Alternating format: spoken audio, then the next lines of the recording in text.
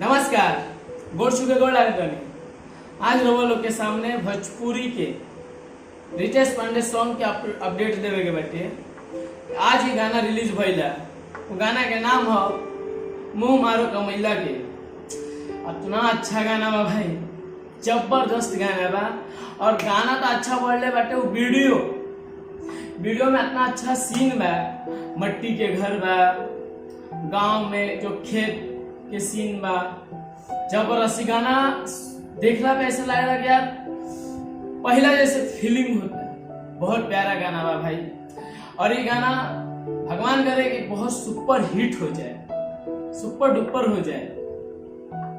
रितेश पांडे भैया तो ये गाना का सोच के बनेला भाई कि जबरदस्त गाना यार। ये गाना जे केहू विदेश से भइल, प्रदेश से भइल, गाँव में गइल बाड़े और बाहर फिर से रिटर्न आवत रहे कमाए खातिर, तो उनको मेहरारू रोकत या कि का जाए के बाद जरूरत कमाए खातिर मुंह मारो कमैला के। जबरदस्त गाना बा भाई, जबरदस्त। ये गाना तो हम ये कहब कि भाई सुपर डुपर हो जाए। और रितेश पांडे का हर गाना सुपर डुपर होला, हर गाना। और ये गाना में ना कोनो गलत शब्द नहीं थी, ना कोनो लहंगा चोली वाला गाना था। ये गाना सिर्फ एगो पत्नी अपने पति से प्यार दर्शा रही है और उसे दूर जाने से रोक रही है।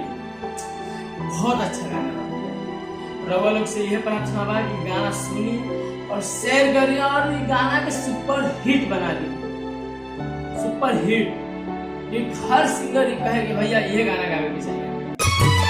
सबसे नीक बाट सहिया किसानी, खुशी बाट रउआ गाँवे में बानी।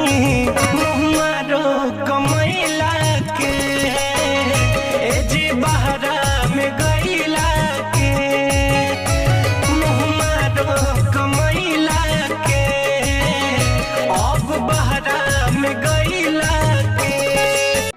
और रउआ लोग ये वीडियो कैसा लगा था? रउआ लोग की वीडियो पसंद आई हुई तो रउआ लोग लाइक और शेयर जरूर करें।